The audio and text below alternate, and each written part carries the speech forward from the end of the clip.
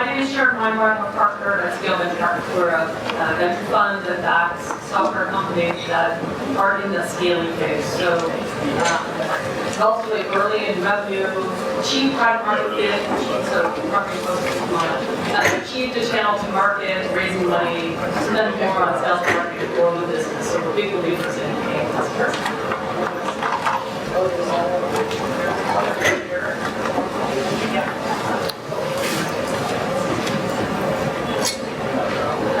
And in a past life, I actually was a marketing executive, although I've been out of regular work for 13 years now as venture capitalist. But we have some awesome marketing executives here this morning to talk about sales and marketing alignment.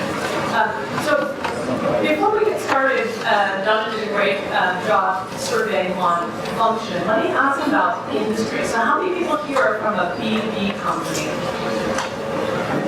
Okay. And how about a consumer-facing company?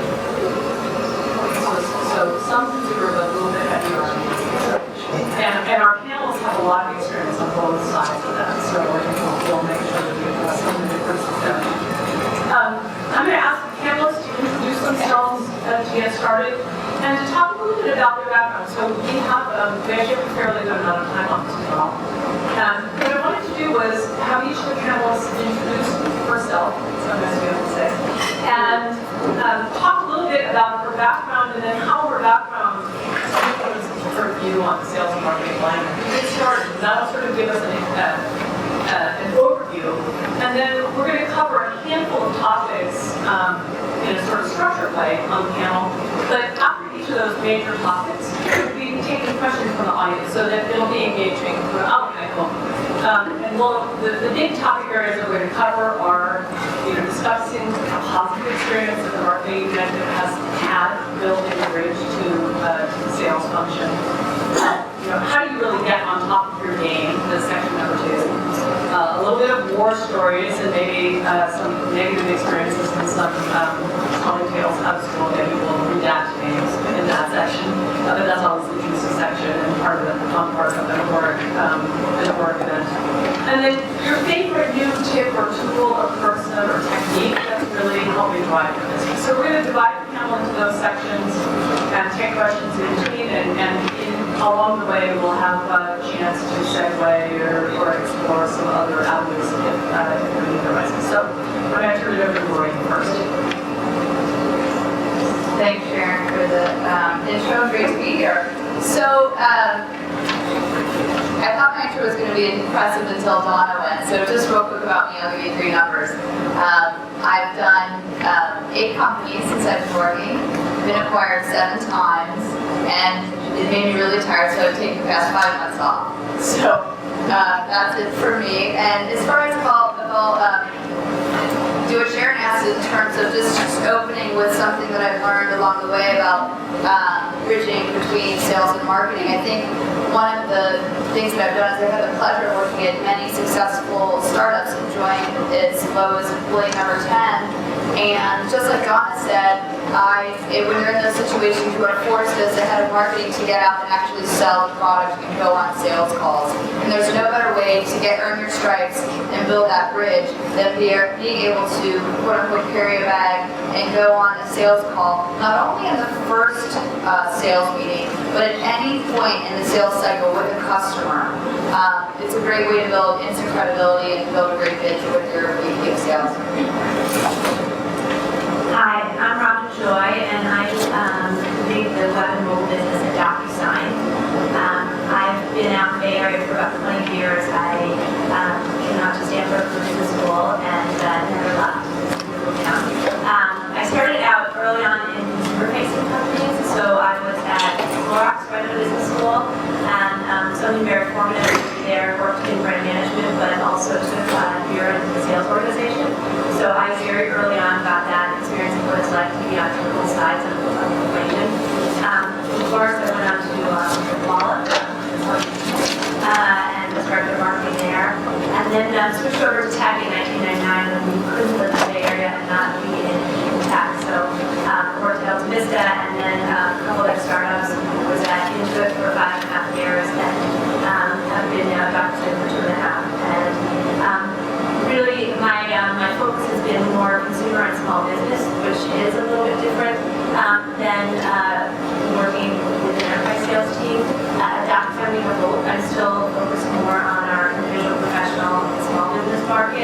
but definitely see a lot of the work that we're doing and supplies a lot of needs as well to our corporate enterprise team. So have a newer perspective having had that experience as well. Hi, I'm Beth Murphy. I'm the Chief Marketing Officer for Deezer, which you probably might have heard of. We're the second largest music streaming service after Spotify, but we don't launch in the US yet. And in terms of my background, it includes both a lot of horror stories through startups, primarily mobile-first consumer startups, including companies like Hotel Tonight, Stitcher, Video, and now Deezer. But I've also worked with larger companies like Yahoo, Intuit, Clorox. From my early days, I've worn lots of different hats. I've been both a product person, a marketing person, a sales person, and a people person. So I kind of emphasize with all those roles when you're working with both a marketing person, trying to get something through, in launch the market, as well as trying to get product to actually build something that you want to do. I think it's always helpful once you sort of have that experience to really kind of feel the needs of the kind of cross-functional counterpart that you're working with, and it gives you kind of more apt to solve what they need more collaboratively once you kind of stepped in their shoes. Great, and I'm Michelle France. I'm head of RMI Properties for Hootsuite, which is a vertical marketing company. So I oversee a portfolio of 135 organic lead generation websites in the distribution vertical. I have 11 years of experience in marketing and media, and it's really varied. So I've been head of marketing for SMB business in the restaurant beauty space, and launched a huge product body pipeline with them, to work in editorial and editor-in-chief of different magazines, and worked on a lot of different sides of media, on the media side and also on the business side. So all of that in addition to my experience with lead generation internally has really given me a unique perspective on exactly that, the needs that we're all trying to feed with our product and with our service, and how we can all do each other a favor internally to execute against those and get the client on board. So having you get it. Thanks. So, let's see. That's one thing. Yeah. So, it's not me. When the panel and I discussed, how to structure the product, we start with something positive, and Maureen touched on it at the beginning, which is, how do you really build credibility and build a great bridge to sales? Because it's the go-to market channel that matters, and sales and marketing together. And there's been an enormous shift in the role of marketing in the past 10 years or so, as so much information has become available on the web. Gartner has written about, and other analysts, that a very large percentage of the sales cycle, what used to be thought of as the sales cycle, is now controlled by marketing. So it really is a partnership that drives revenue instead of, when I first started as a marketing person at Adobe Systems, back in the 90s, the founder, who was a speaker at the time, said, quote, marketing takes the colors on blocks. So it wasn't really a very empowering role at this time, at that time, and now the tables So I'd love to just start a conversation about building that strong bridge with the sales team. And Maureen, maybe just to kick it off, you talk about actually going on sales calls. How did you learn how to do the sales function, as a marketing person? Because you came up the ranks as a marketing person from the earliest days. So, how did you learn to walk the talk of a sales executive and play, and perform that function sometimes, and then also go back to marketing? And then we'll talk a little bit about, everybody here has had career paths that have zigged and zagged up the workshop, which is really fascinating to think about.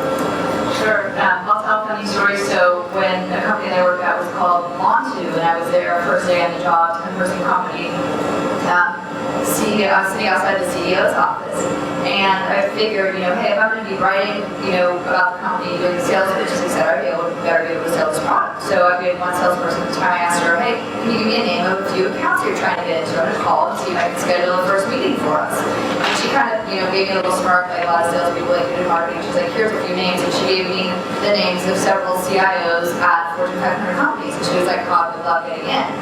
So lo and behold, I started picking up the phone and dialing. The first couple times I tripped over the company pitch when I got a live body on the phone.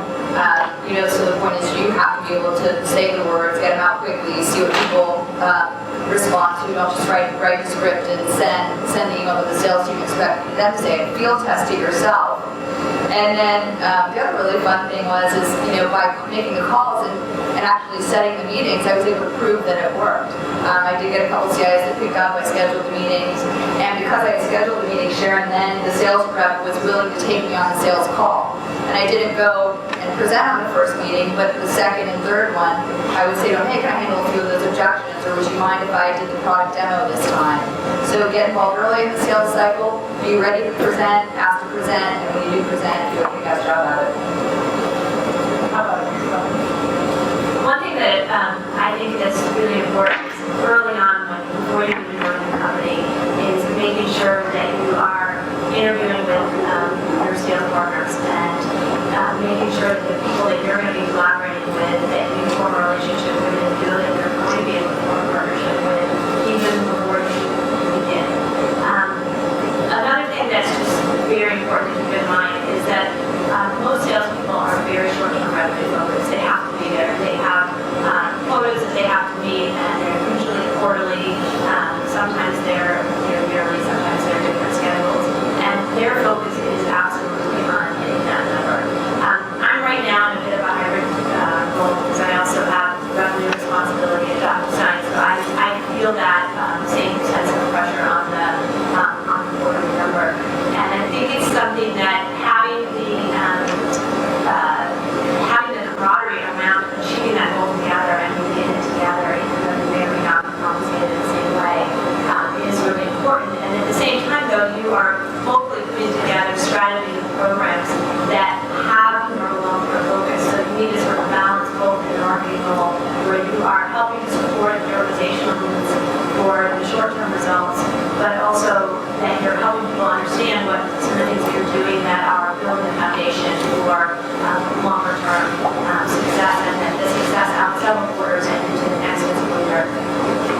And can I just ask, so because you worked at some of the big companies right before us, and a number of you worked at big companies, worked at a big company early in your career. Did you go through any kind of formal sales training program there as part of your brand management experience, or maybe let's have it, does anybody on the panel actually have formal sales training experience? I did a sales role at Parks for a year, so I did formal sales training there. But I also at DocuSign have been in our sales training. There we have something called Curiosity Selling, is the approach that DocuSign uses, and most marketing people go through that training as well. It's just really important philosophically to understand the approach that the company uses. Yes, I think this is so funny because when I started at Adobe, every single employee who started had to go through a home programming class, but not sales training. And then we'll start. So I also did a sales rotation for a year into it, and there was no training. I just went and started to go on sales calls. But what was really interesting about that is that was the first experience that sort of the epiphany of the product market fit, and really, because I started more product and marketing hat, and I was now in these sales meetings, and so it was much easier for me to talk about market research and to ask the buyer like what we should call the product, and we're thinking about these names. So for me, that was an early epiphany because we got better point of sale presence at these partners because they felt much more invested in these new products that we were launching that I think we otherwise would have gotten less mind share around.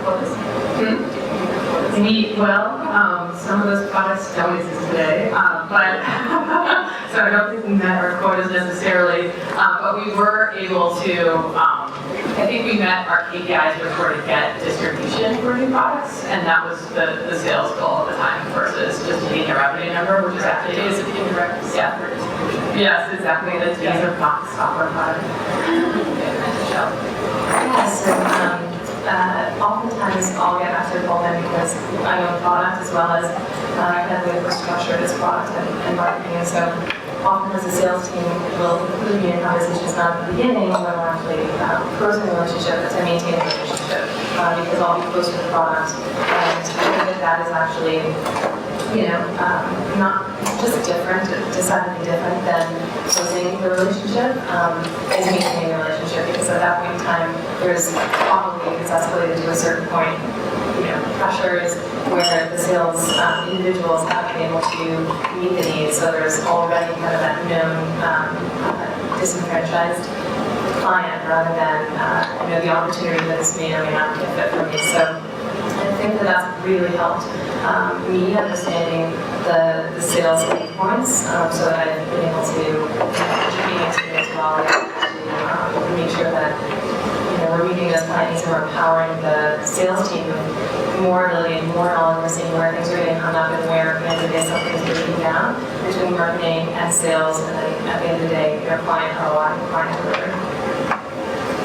And maybe let's talk a little bit about the differences in approach to partnering with sales, depending on the kind of customer they're going after. Because we have a breadth of experience, actually inside each of the panelists on business to consumer, small business facing, large enterprise facing, and even B2B to C, something like Zinnia or QuinStreet. So, I don't know who wants to start, but maybe give a contrasting example of what you had to do differently or what you learned tricks on partnering with sales in a different kind of customer environment.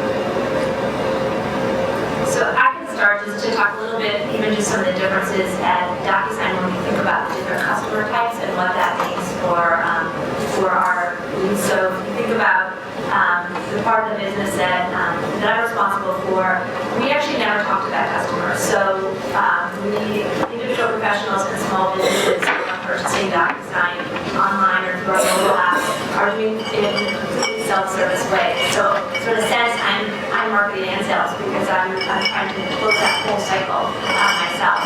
A lot of the people that I'm pulling in as we get into trials or we get mobile accounts end up being leads for our corporate sales team as well. And one of the things that my partner who's focused on demand gen for corporate and enterprise teams, she's really focused on scoring those leads. So for me, my part of the business is all about volume. I'm not, the cost of a DocuSign web plan is about $200 a year. And so I need lots of customers. But if you're selling to an enterprise account where that customer might be paying you $1 million, you're obviously looking at a totally different equation in terms of the number of leads that you need and are working at one time to try to close a big deal. And so there it becomes much more, and it's really fascinating actually in marketing how much more analytical the whole lead generation process has become, because there are equations of how many people you need at each different level of qualification of leads to bring in. And so really helping, understanding that sort of funnel and helping to partner with sales so that they buy into it and agree that yes, if you send over 500 qualified leads, this many are going to turn into actual customers. Making sure that that partnership is that you're aligned on the same goals, and so that what the marketing person is helping to supply and send over in terms of leads matches the expectation of what is going to turn into an actual sale. Yeah, and I think I can kind of dovetail on that. Similarly, we have a breadth of clients. So in the education space, we have everyone from some of the biggest players, and I'm sure Brown, USPS, obviously that have powerful call centers and have the ability to convert on a just completely different level than we were speaking earlier about one of our K-12 clients, which is kind of in the nascent space that we're getting into for primary business education. And they're partnering with smaller schools that have incredibly limited needs because it's hybrid education, so there's some face time So in terms of who they can actually convert, it's much more limited. And so a real great challenge that we've been able to work with the sales team on is really figuring out how do we yield our media the best. And so it's serving for me, right? Because at the end of the day, I drive revenue. And I have to make sure that if there are these opportunities, then we're selling to those correct clients. And so it's also empowering sales with, this is great, I know you're making headway in these areas, but I think that we're overlooking this opportunity, or we have these leads that could be of value for these niche markets because of this quality or because of this, start time frame qualifications. So I think the analytical side of it, really looking into, where do you have opportunities and where can you yield your media more. And I think that can be a very sales-focused approach that marketing can take to deliver lead generation opportunities where we kind of left out to people.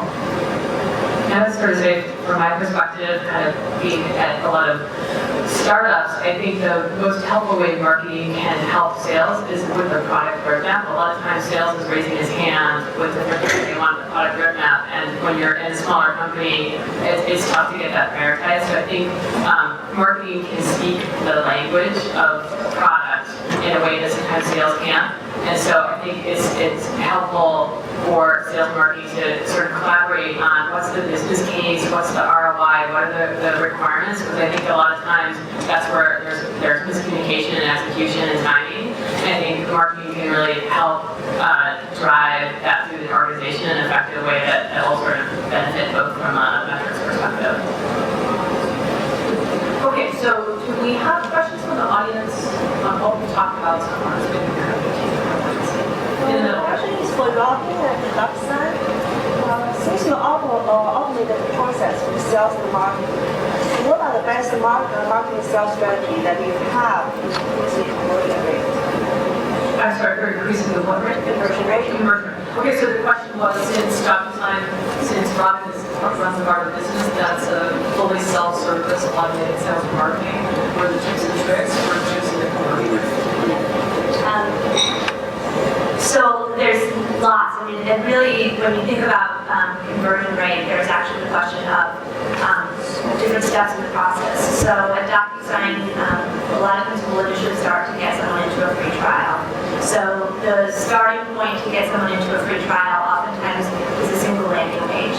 And so there it's about optimizing that page, optimizing the form that's on that page, the number of fields, the specific information that you're asking for, and make sure that everything you ask for that you're going to use, because otherwise you're hurting your conversion rate for no reason.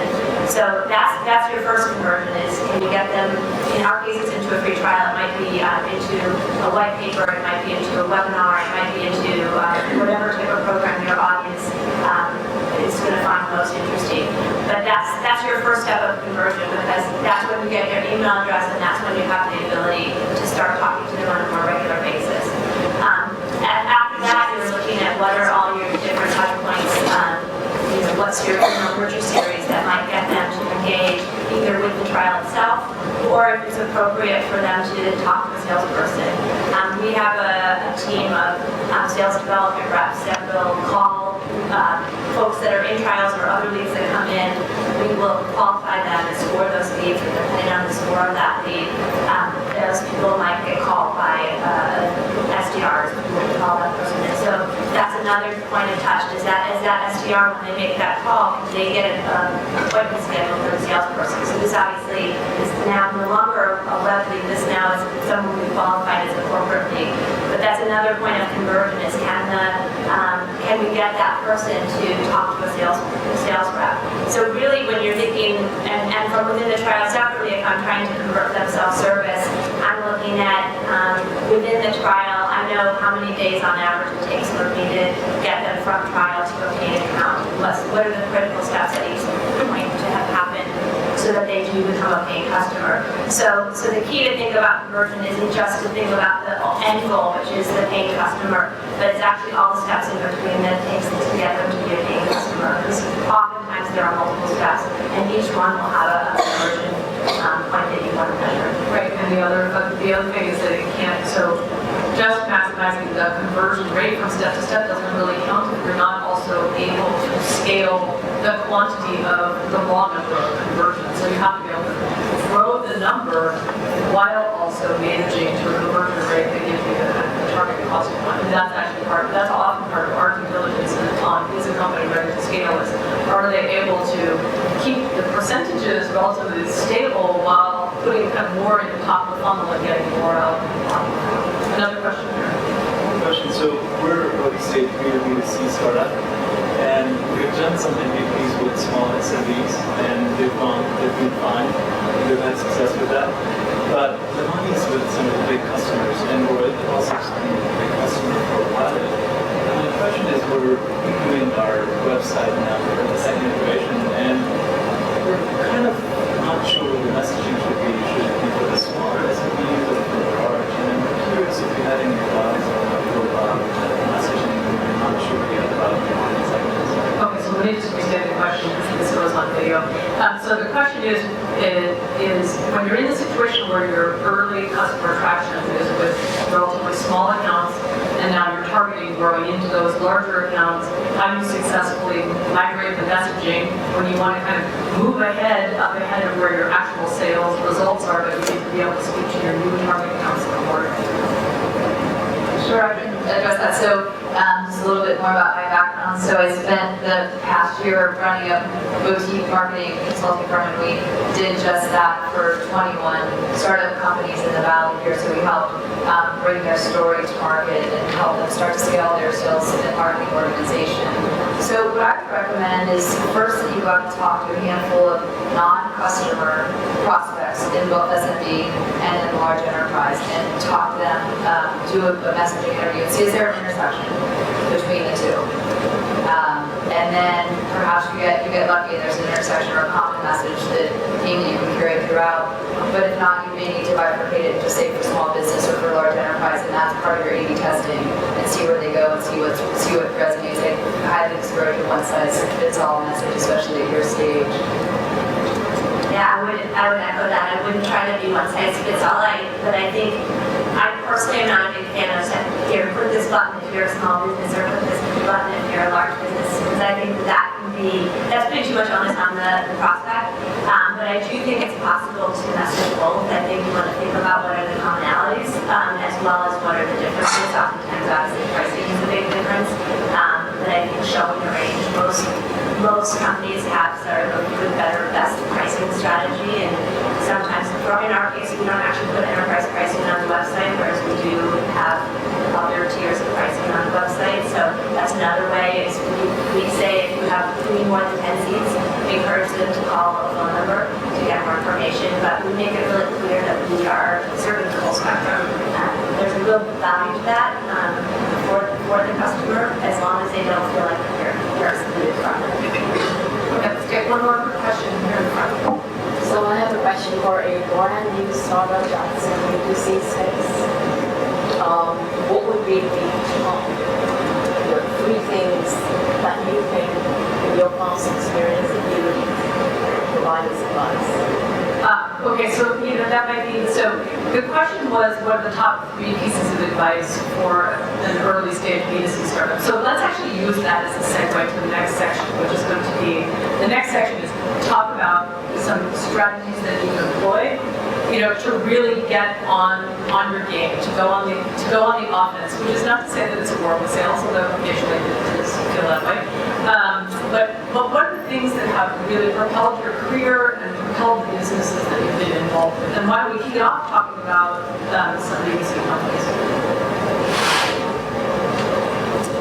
Yeah, so in terms of the experience that I've had, so primarily in the B2C space, we became kind of a startup within an existing business. When we were an SMB, we decided we wanted to launch a niche body product line.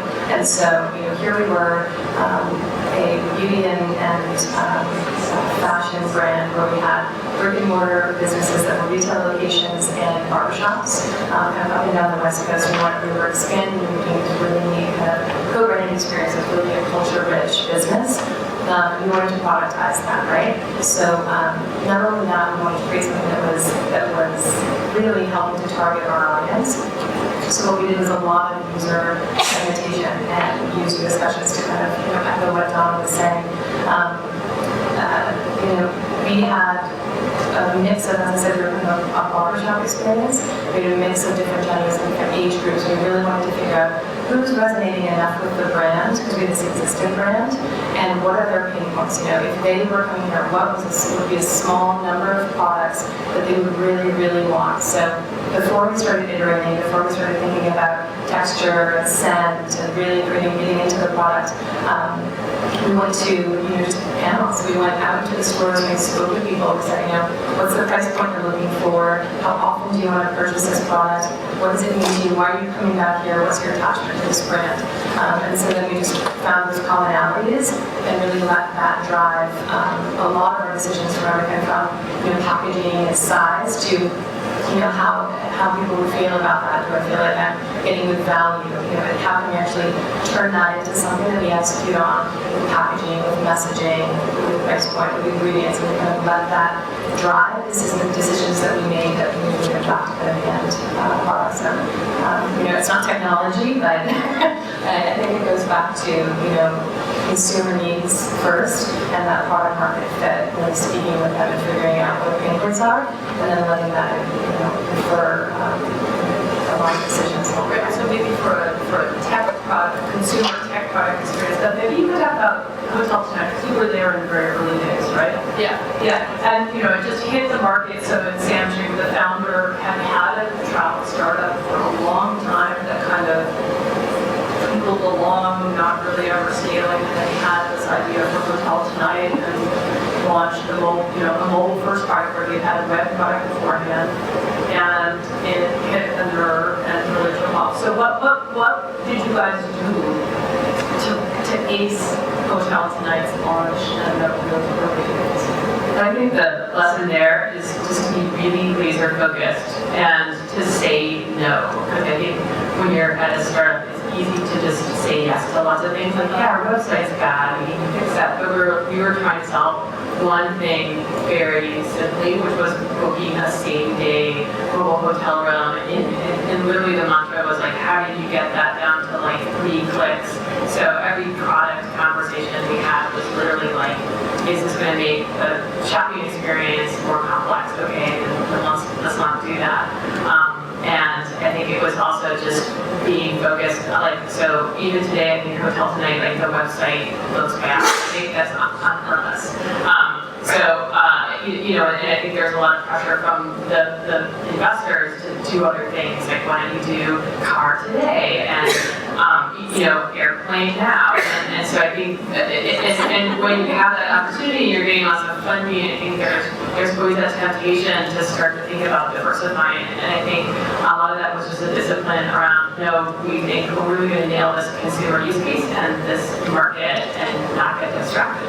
And did you do much consumer research? We've talked a lot on this panel and about really understanding the customer. So how much of it was company driven? We have a vision, and we're going to be very, very focused. And how much of it was from prospective customers in this is what I want? Or did you did the blue sky for them and gave them something that they had never envisioned?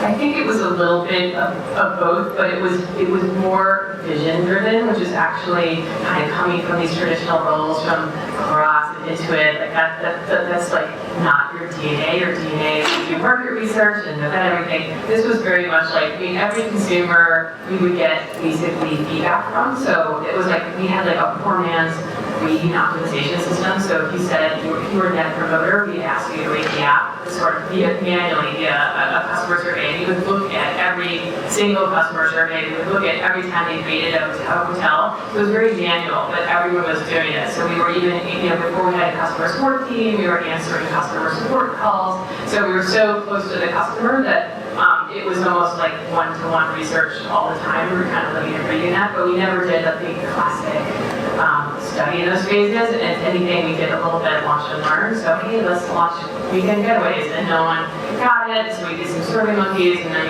we actually, just pivoted from that. So I think it's also, there's a willingness because we had a nimble product team, we did technical debt, it was really easy to just try something. There's a little bit more orientation to just get the product out there and MVP, test it, and if it doesn't work, pull it back. I think this, you touched on a really important point. We talked a lot about, how quantitative marketing has become. And it's not just quantitative in the sales funnel. It has become much more quantitative in your ability to assess customer feedback, whether it's from, so the click streams and the app analytics that are available to you. Where are people falling off in the usage of your app? Where are they falling off in the sign-up registration? All of these kind of things that can inform your decision. Fact-based decision making is another way to stay aligned, right? So if you believe that that it would be better to have more people get this far down the thing, then what do we have to do to do that? Okay, let's A/B test it. There's a lot of tools available on the market. It's actually been a really fruitful area for scaling teams and investment space, and we have a lot of software as a service companies in the marketing space on the theme of quantitative marketing. Other comments on this thing? I have a couple of comments. First is, I would not underestimate the importance of getting your value proposition right.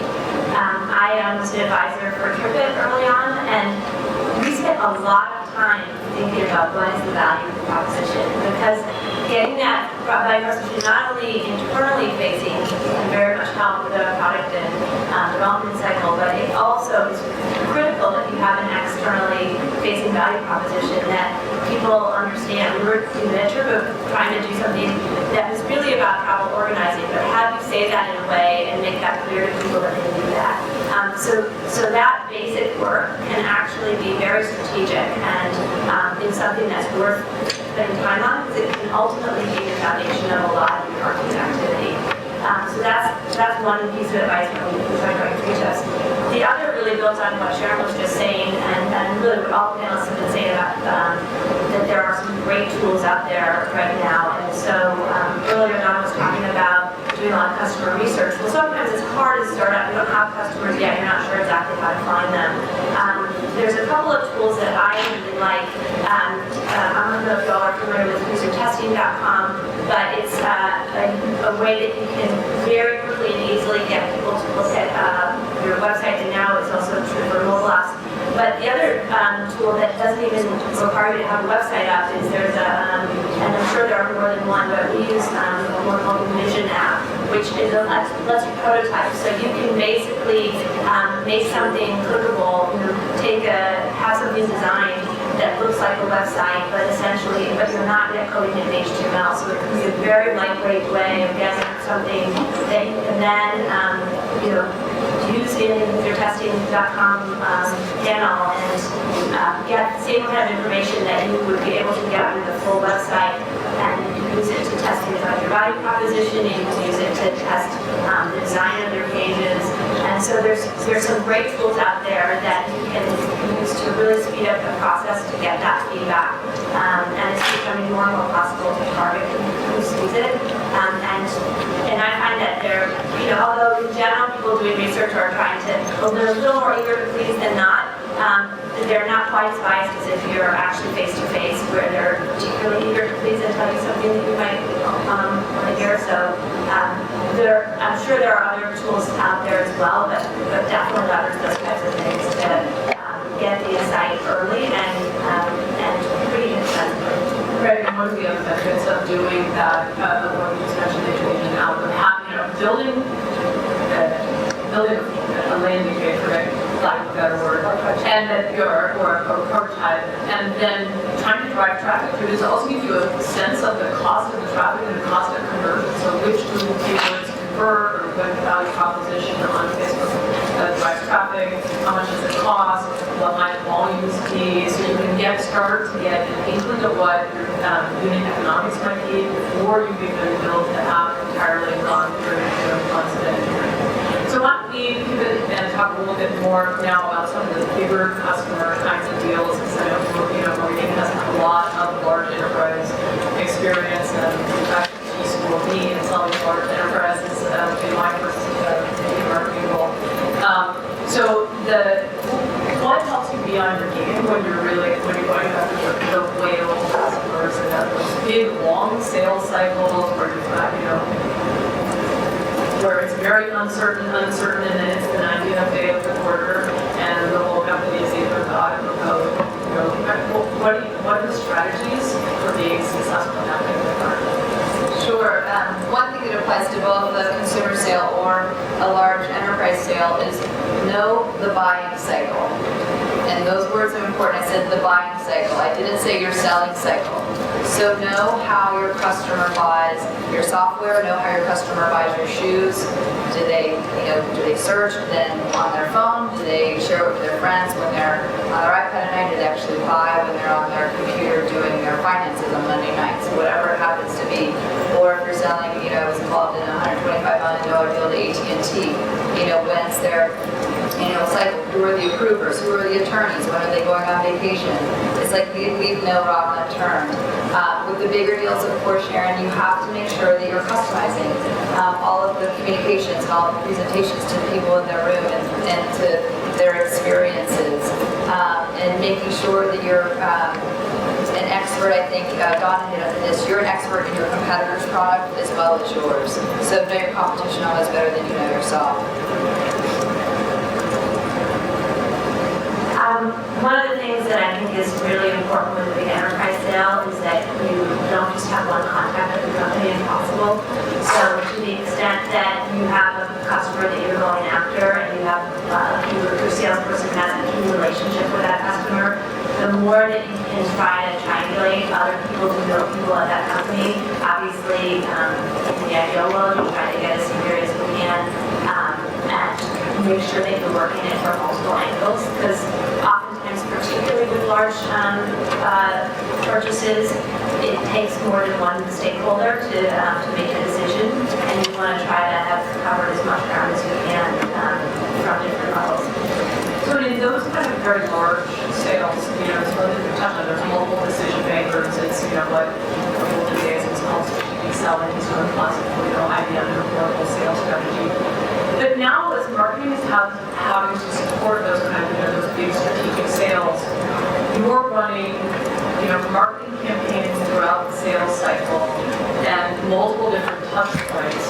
And one of the things that I hear from the heads of marketing in our portfolio companies all the time is attribution. And how do you get attribution to the different campaigns when there have been multiple campaigns that have touched the sales cycle? And even how do you get attribution to marketing activities when sales might think sales cold call lead to start with, or sales maybe that does someplace, and then you've commenced 9 months worth of Marketo print marketing campaigns and white papers and conferences and webinars, etc. There have been a couple of other sales calls, and then a miracle occurs and a transaction happens.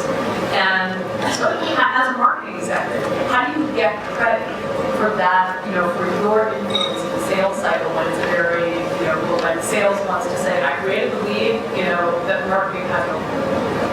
I would say that the number one way, and something that's essential to any marketer's success, is that your relationship with the CEO and the VP of sales, it's a triad, and you all three need to understand that marketing programs get funded when marketing works. And sales needs to understand if they aren't going to attribute sales properly to marketing, these programs aren't going to get funded. And really, that's the only way that I've gotten it out of the tit for tat. We did it, no, they did it. It's ultimately the salespeople own Salesforce, and they're going to be the ones who are going to be doing the deal attribution. But if the sales team doesn't understand it, it's operating in attribution when it's rightfully marketing, then your programs aren't going to get funded. Another thing is that your marketing team needs to know their business. They need to know the leads. They need to know the programs that they're doing each stage of the sales cycle, and they need to know when a prospect or a customer shows up so they can monitor their leads and make sure they are attributed correctly. They need to also follow up and build relationships with the sales teams to make sure they're attributed correctly. And then finally, I think it's just a matter of being able to know the numbers yourself as well. Like always have your finger on the pulse of the numbers of what's converting. Yes. Yeah.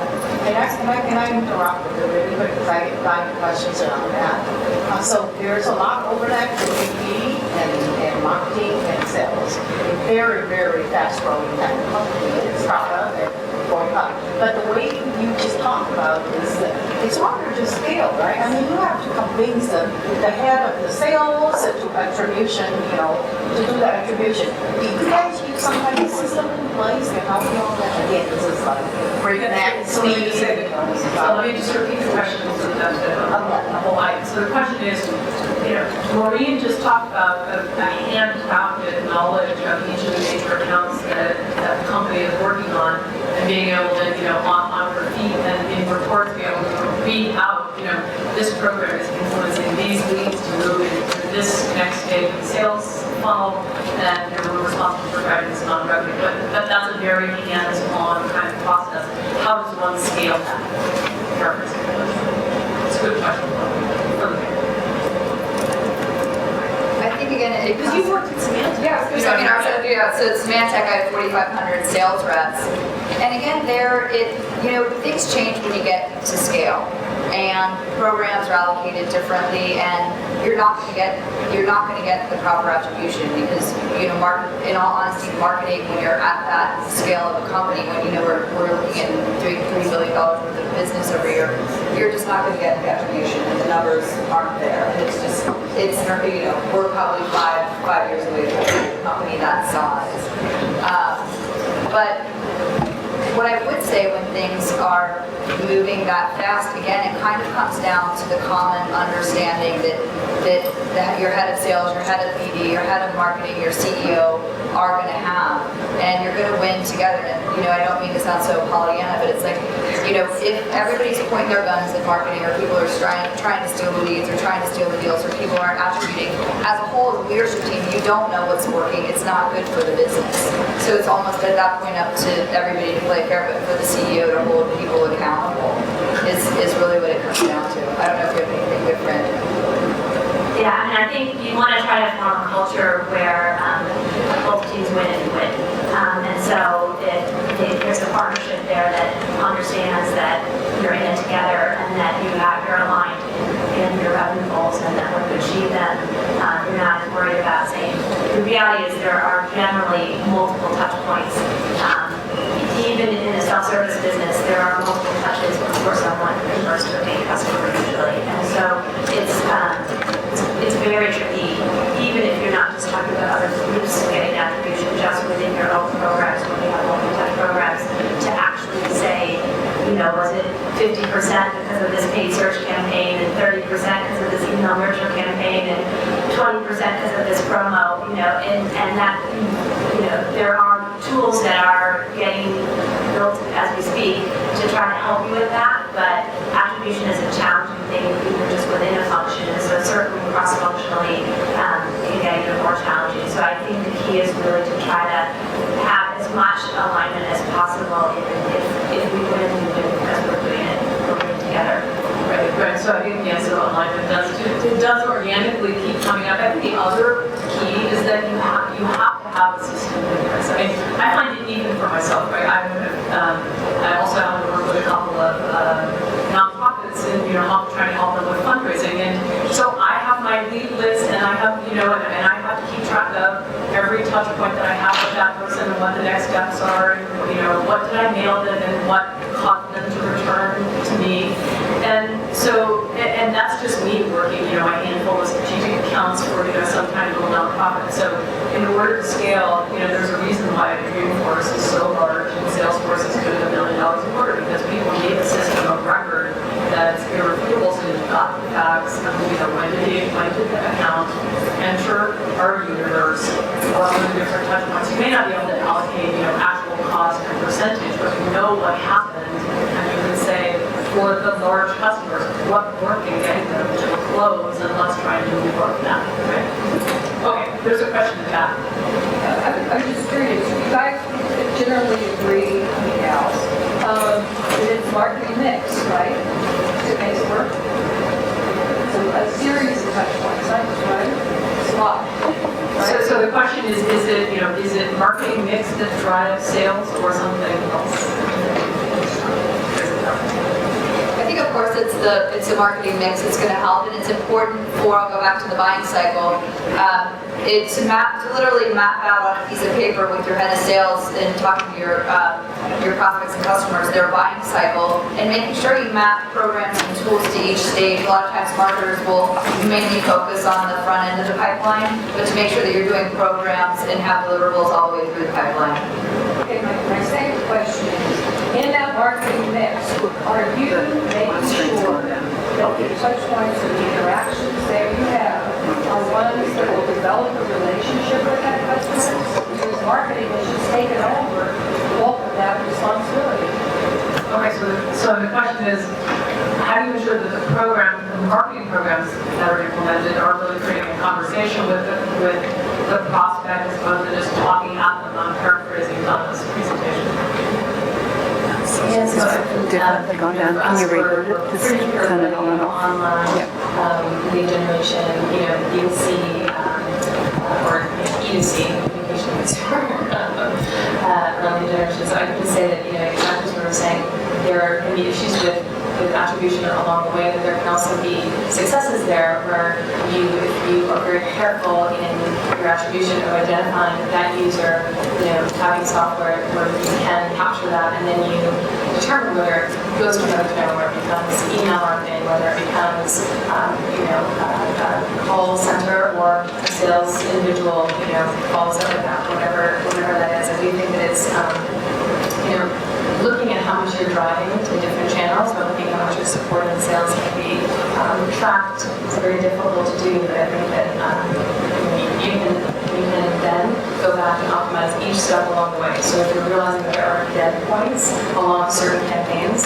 then you get to go back and optimize. If you realize that you're not finding higher funnel individuals with campaigns where you're aiming for that, you can optimize each step along the way. So I think to your point, that we know not everyone converts, there ought to be that conversion metric with an expected drop off for each cycle and to each channel that you're sending to. So you can track that. Pointing to software.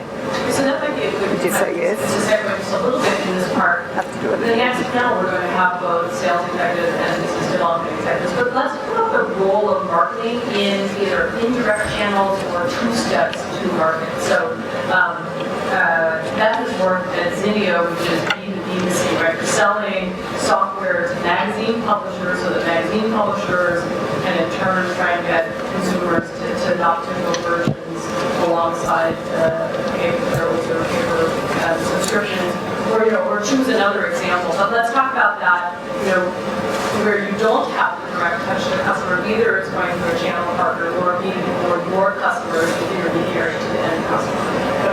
That part is I'll use the Zinio example because Zinio is both B2C because there's an app, and we're kind of, Zinio serves a partner to a first or marketing ask to sell the magazines. It's a channel, but then there's also a B2B play where we will create a white label app. And I think in those two scenarios, marketing has an interesting, marketing product has an interesting interplay because you're using your consumer insights to drive your B2B, you're basically your B2B strategy. And so you're using your expertise in the marketing space to build credibility with your clients. And so, in that scenario, it's really important to look to sort of establish that you're a market leader, that you understand consumer insights, that you have market data, and you understand things that drive acquisition, conversion, and life cycle management. And then, so you have a lot of experience in the security software space, which has a really large presence of large Right, exactly. So at Symantec, 70% of our $3 billion business that we did went through the VAR channel. And probably many of you when you're little play that game of telephone, so if I whisper something in your ear, you whisper it. So that's what it's like almost when you're selling through the VAR channel. They're going to remember, 1/18th of your message. And so you have to make it that much simpler for them. you need to understand who is selling your product. So a lot of times, the profile of our direct Symantec sales rep might have been a male, 35 years old, whatever. And our channel was right out of college, 9-to-5er, coin operated, wanted to make the buck, didn't care what software necessarily he was recommending to whomever he was on the phone with, because he just wanted that spiff at the end of the week. So it's really, again, goes back to understanding your sales rep, understanding your audience, and keeping it incredibly simple for them. Other comments? How it has to work with National Association of Realtors and DocuSign, for example, so that's a big partner. DocuSign is very popular among real estate agents and brokers, and we have a relationship with the National Association of Realtors where we are their preferred provider of electronic signatures. They don't actually sell our product, they endorse us, but they don't sell it. But the point that I'll make related to that is, and it's actually related to the question before about are you developing a relationship with your customer, or how are you developing a relationship with your customer? And it's really fascinating to me as I think about how much more we can do digitally, where we're not necessarily, where a salesperson is still, particularly an enterprise salesperson, is still literally, it's a one-to-one relationship. In most marketing activities, it's a one-to-many. But it is fascinating. I was at Dreamforce today. The National Association of Realtors has their big show in November, which DocuSign is a big presence at as well. And there really is still a place for these events where you have an opportunity to more directly, face-to-face, meet your customers. And that's where it may not be the same as a one-to-one meeting and relationship that you develop as an enterprise salesperson.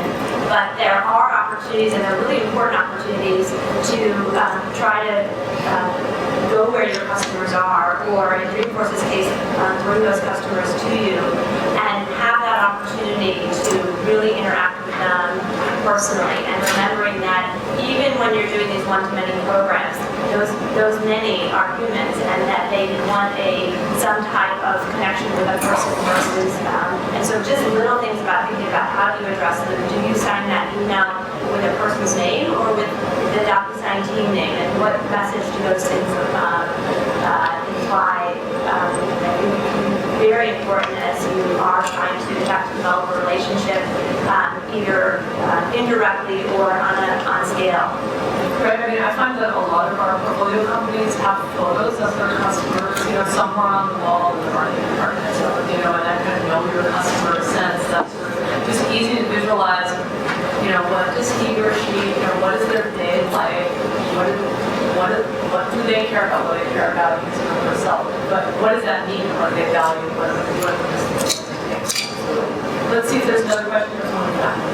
It sounds like there's a trend towards more marketing-led sales, less direct sales. If that trend continues, does that mean that the direct salesperson is no longer necessary? That would be no. I did say okay, we'll get to, so there's a reason why, So the question is, and you jump in, the question is, with especially rise of self-service kind of information finding and gathering process taking over more of the sales cycle, is there a continued role for sales or will marketing grab all of the function? I mean, my personal experience is once you get above a certain level, even not just credit card limit, but you're getting above an emotional level of purchase.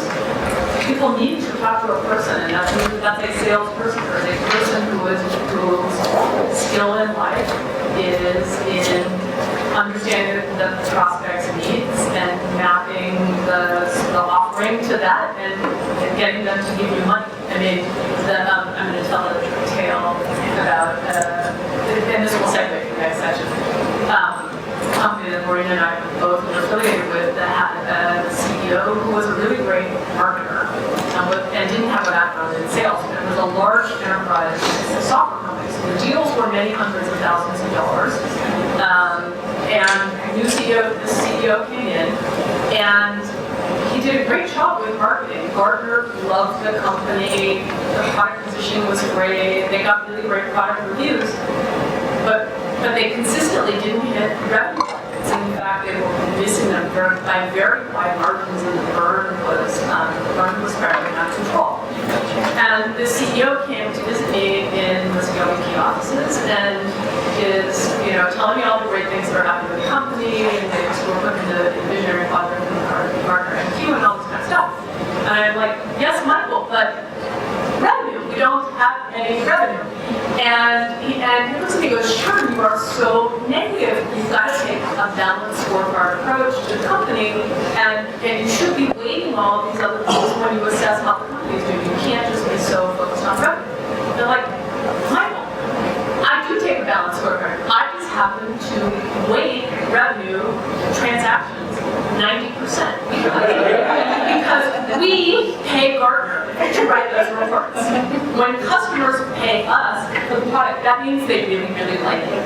And that CEO didn't last that long at that company, but there was a huge role for sales. And it cost us probably an extra $10 million at that company. There was exactly what Tom said, the copy, it takes a whole cycle of funding when you have a disconnect in your go-to-market strategy. So let's use that as a segue to the next section, which is the juicy part. Let's tell what you do. Sure. Yeah. Because I think it's actually a really interesting question. I don't, and by any means, think sales is dead, but I do think that how sales is defined in different companies varies based on their model. So I think there's a reason that you see titles now sometimes like Chief Revenue Officer, where it is about making sure that revenue comes in, but it's not necessarily a traditional sales organization. I also think, I'm a big client of Google's in that I spend a lot in AdWords. I have an account management team that services my business. They're essentially sales. They're trying to introduce me to new programs and new ways that I can spend more money with Google. But they don't call themselves sales. Their guys is very much about helping me grow my business and helping me see what the latest Google beta programs are or what have you. And in fact, it is helpful.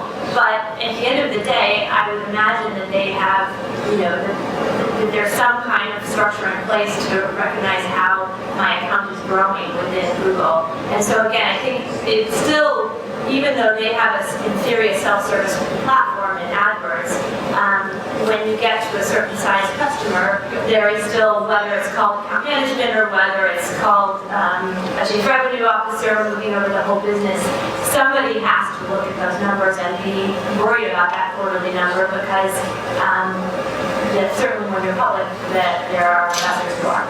Right, and I think in a realm where the role is really changing, like the function is the same, which is get more money from customers, right? But where the strategy has changed a lot, the kind of people is in software companies that are selling a very highly technical product to a development audience. And we've seen this whole rise of DevOps and component-based software development, and those kinds of sales cycles. The sales cycle is very similar, but the kind of person who staffs them is very different in the kind of relationship they have with the company. Okay, so now I just like to get to this juicy part, and we'll let you lead off. We'll let me also so try and latch on to the telling tales on sales, because we're going to get to a question like that in the next panel too. But where have been examples where it didn't work, or something where you just kind of go, oh my god, I can't believe it. Sure. So really quickly, what I was hoping to say on that last part was around the value of sales, which we haven't really spoken about yet, is we've said kind of this passivity of going out and speaking to an audience and speaking to your clients and figuring out what it is they need. And then we've highlighted that once we actually ask them to become a paying customer, then you really start to get the feedback. And once they're actually an ongoing paying customer, then you really get the feedback. And I think that having a sales function, ensuring that there is a feedback cycle that is very active and very separate from one-off conversations, that there's space made for that organizationally, such that you're getting that back to product, you're getting that back to marketing, I think is really, really key, so that we can change what it is you're doing and going forward. So segueing into kind of a failure, so I'll just kind of go back to a product launch and then connect it to technology, since that's what most of us are doing here. But back when we launched our niche body product line, we did a lot of testing, we did a lot of management, and we were really, really happy with what we went forward with.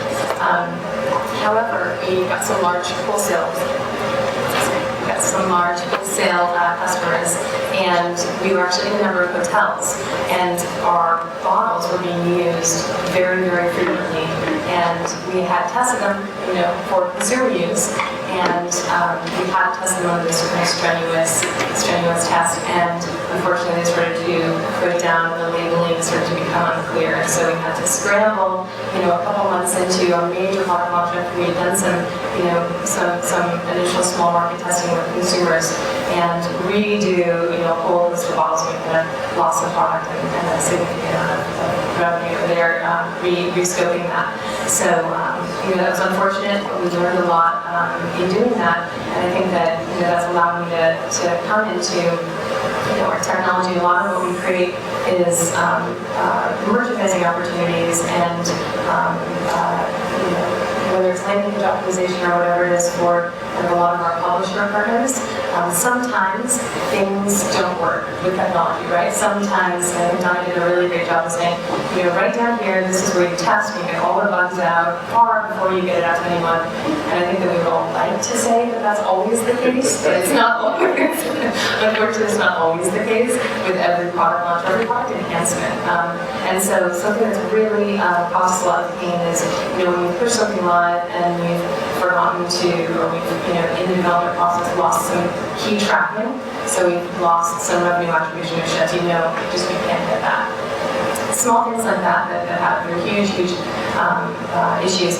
So something that we've done that I highly recommend is we started to organizationally, every time something is overlooked in the process, in the process, we've documented so that we make sure that now we kind of have this, our QA team is dedicated and they're going through this requirements for QA, so we define the testing requirements every single time, and every single time we do something and it breaks, we make sure, well, we're never going to do that mistake again. We're going to make another, but we're not going to do that one, so, yeah. Right, I mean, that's it, yeah, so I'll just put a plug for the concept of it. It's actually a book called The Checklist Manifesto. It's sort of like when you're doing something really important, flying plane, doing surgery, launching a new product, having a checklist, and just being methodical, even though there's a high sense of urgency to get it out there, get it done, be fast. Being methodical is also important. What about other times when sales and marketing have become on the lines, disaligned? I don't know what the name of the line is. And what caused that, and how do you get your mojo back? Everybody's so polite. So I'll give an example.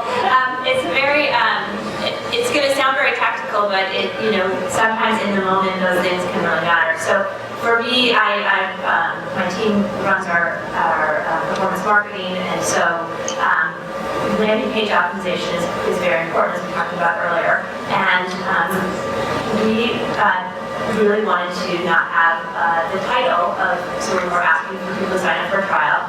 We didn't think the field title was that significant that we could append that data later through some other third-party data sources. And so we took that field off of the form and did it through an A/B test. So we proved out that this caused a 10% lift in conversion. So, all positive things when I look at the metrics for particularly our self-service part of the business. Well, I very quickly, I was actually shocked how quickly, got a call from the person who managed our sales development reps, who are the people who determine who they're going to call amongst the leads that I bring in, some of which are worked for self-service purposes, but some of which are worked for our corporate sales team. And the person asked me, was there a problem? Was something broke because the title didn't seem to be coming through? And I, of course, realized this was not an accident, but so I tried to explain, we did this A/B test, and we, got 10% more leads through because we removed the title, and we know that we can append it using these third-party data sources, and, that will get uploaded uploaded 24 hours later. And, what ensued was a very heated conversation because for his team, he knew that that first 24 hours was actually critical.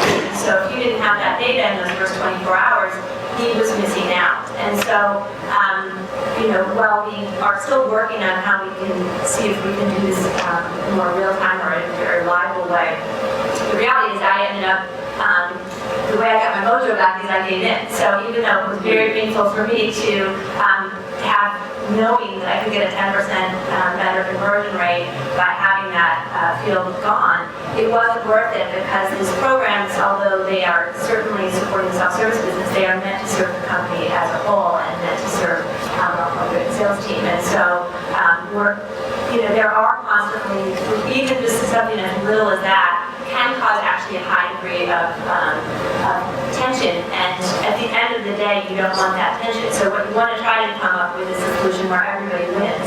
But in this case, I was willing to compromise in order to make sure that my partner was getting what he needed at the same time.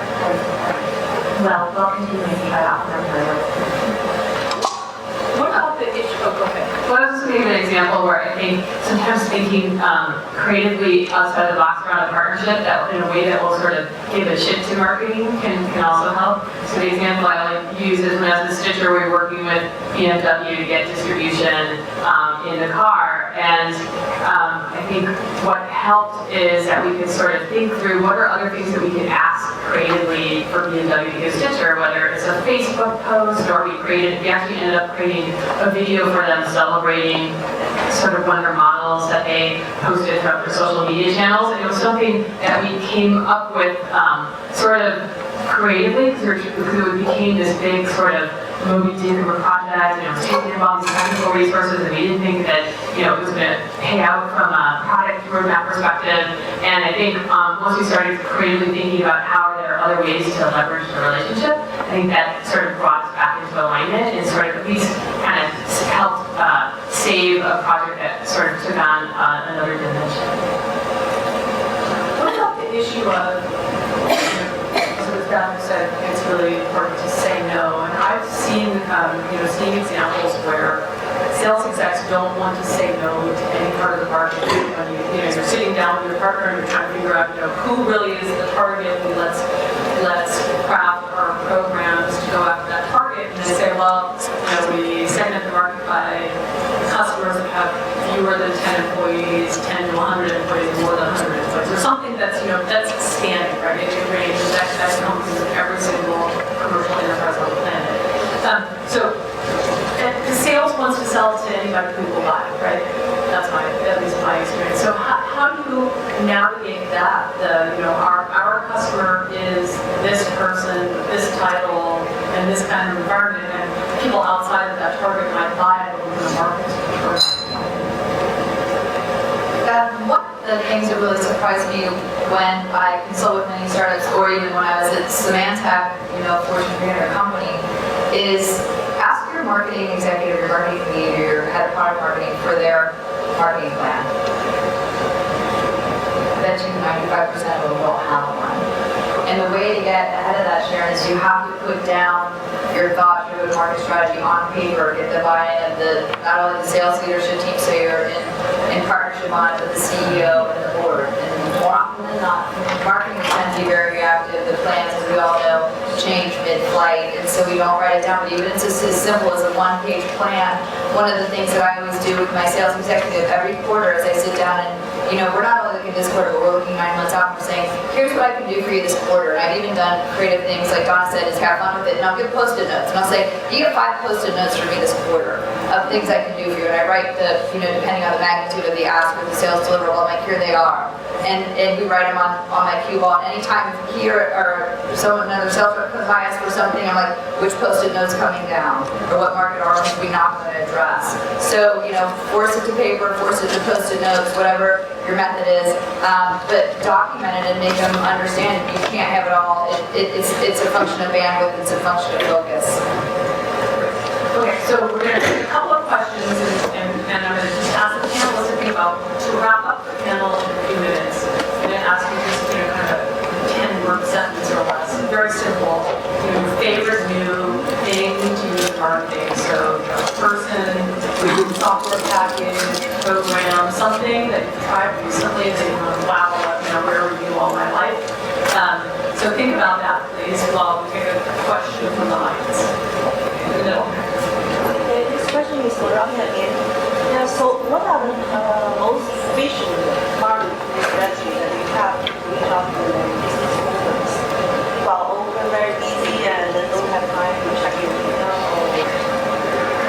I'm sorry, so is the question, what are the most effective marketing programs to reach business Marketing people? strategies, reach out to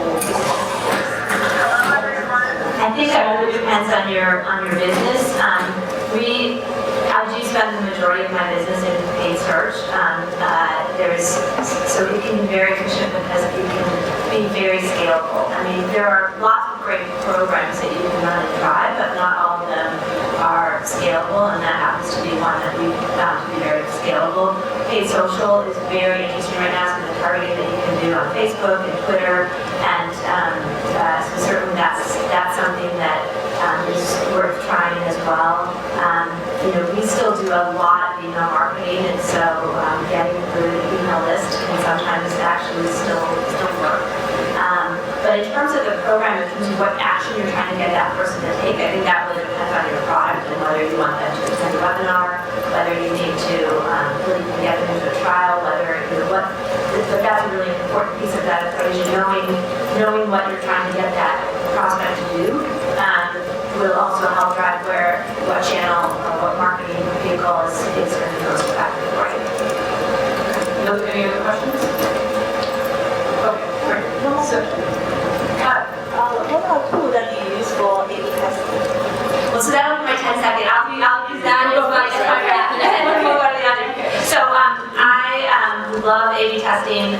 It's fantastic. I'm a big fan of Optimizely, and I think for me it's not necessarily a recent discovery, but it is absolutely one that has changed the way I do marketing. It's changed the conversation because as the example I gave before, I know that when I remove that field, I know exactly what it does. I know when I change that headline or that value proposition, that here's what that impact that has on my conversion rate, and I love it.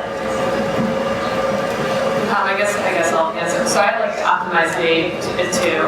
I would say my favorite toolkit is basically in just performance marketing is changing and there's always new tools. So I think that's kind of where I found the most lucrative things just to try out. There's lots of great new, social media retargeting products. I also think in an area of mobile kind of customer retention, I think there's a lot of really exciting startups that are sort of growing in the space, things like Appboy and some of those startups that are really focused on how do you make a customer while they're in the app really engaged, whether it's better customer support flows or targeted feed notifications. So I think that's a really interesting area that's emerging as well.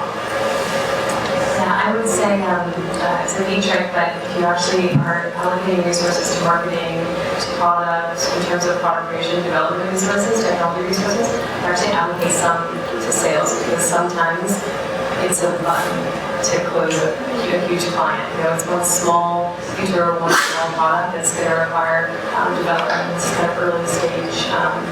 If you're building out a platform and a process that sometimes sales needs a certain amount of those resources to be able to say, this is great. It just means this is like veneer. It's kind of a crazy trick, but it can help those newer clients. Mine's a little bit more old-fashioned, but I'm going to say it's my phone. And you'll be surprised how marketers that I've been working with recently are so focused on the tools and the metrics and the numbers, and how often I go into clients and I ask them, when's the last time you talked to a customer? And I'll have marketers, heads of marketing say months. And you gotta be careful when to talk to them. Just stay in touch with your customer, know who they are, share it, put pictures on your wall, name them. Make everybody in your company know, at Symantec we named him Fred, we named him Jose, we named her Susan, and know Susan better than you know yourself. Excellent. Okay, that is a great finale to our panel. Thank you. It's very aligned with Donna. And next, we're going to hear from sales. So I just want to say thank you. I have learned so much from these four